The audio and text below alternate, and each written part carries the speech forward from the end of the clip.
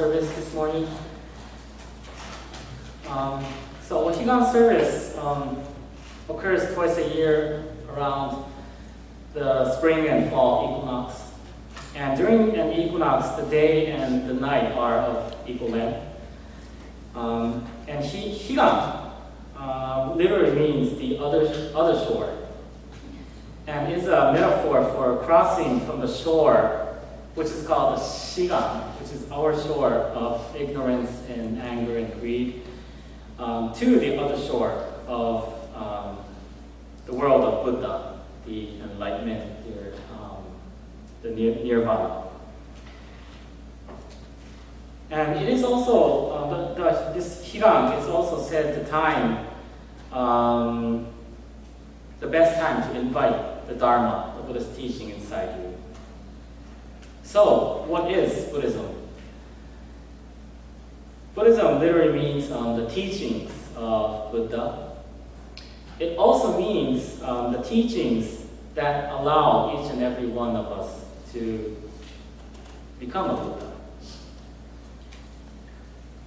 Then, what is the Buddha?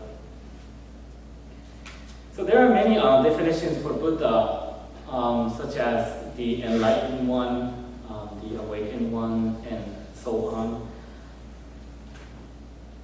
So there is first the historical Buddha, Shakyamuni, is known as Siddhartha Gautama, who is the founder of Buddhism, and introduced the existence of the many other Buddhas into this world of Shigan.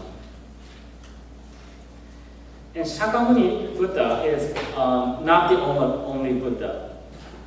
He is just the most well-known. And he was the one who revealed the many kinds of Buddhas. So there is Amida Buddha, the Buddha of infinite life and light, which is central to our denomination of Shin Buddhism. So Shin Buddhism holds that the nature of Amida Buddha is inconceivable, and this is the beauty of this Buddhist path. So normally we prefer to have things understandable, logical, and reasonable. So the response, such as "that's just how it is feels unacceptable and leaves us unsatisfied. However, there are things in our everyday lives that could not be explained, that no one can explain. So, at this point, I would like to share a story that I heard from a friend. And this friend's father died, passed away, leaving instructions that he be cremated. In addition, the father asked his family to spread his ashes on the ocean nearby the beach where he met his wife. So my friend took his father's ashes and waded into the water up to his thighs. And when he spread out the ashes on the water, something unusual happened. So the ashes formed a circle on the water, and the circle swirled around his leg before washing out to the open sea. So it was as if his father was embracing him one last time before going away. And my friend understands that this could have been the trick of the tide, but the event moved him deeply regardless. And for him, it does not matter if that event might have a reasonable or logical explanation.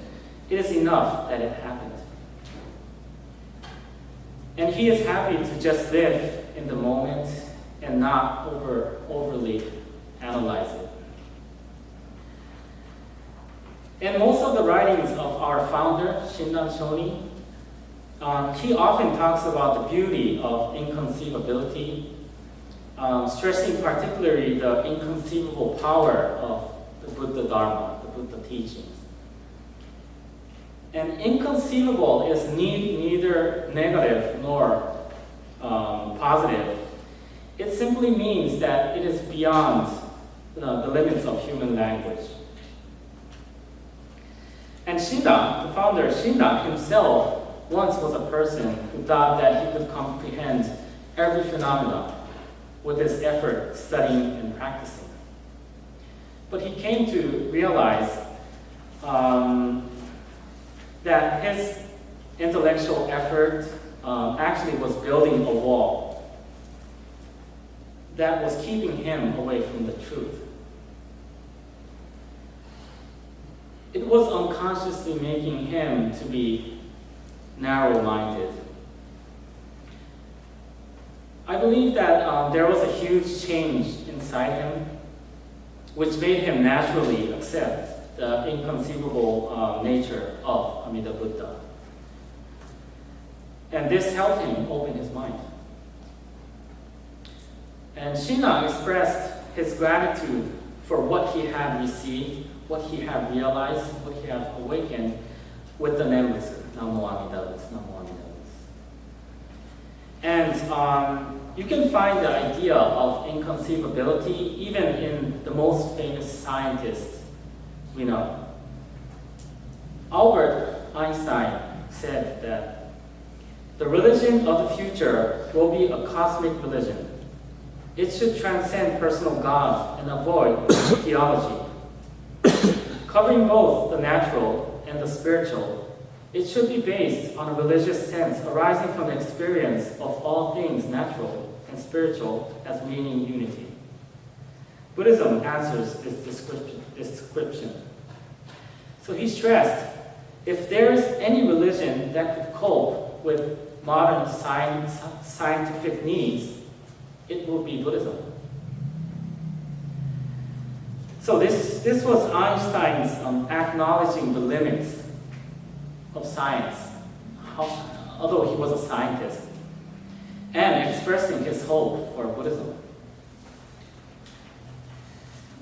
So this message I am giving does not mean that you have to force yourself to accept the inconceivability without question. What Shinna and also Einstein emphasized is that there are things that go beyond our mind that we cannot understand, we cannot comprehend. However, to seek out the inconceivable is to seek the possibilities that we have not thought of. And conversely, to think that we are able to understand everything, happening around us, or to rely on just what can be proven with evidence, is to lose this possibility. And to me, this is sad, because it is limiting, it limits the possibilities that we had not thought of. Among the inconceivable beauty available to us is our ability to grow spiritually and to regain the humanity that we have lost over the centuries. I believe this was a message of Einstein, and this is the wish of Amida Buddha, calling to us from the other shore to our world. Please join me in Gassho. Namo Amida Butsu. Namo Amida Butsu. Namo Amida Butsu. Namo Amida Butsu. Namo Amida Butsu. Namo Amida Butsu. Thank you very much.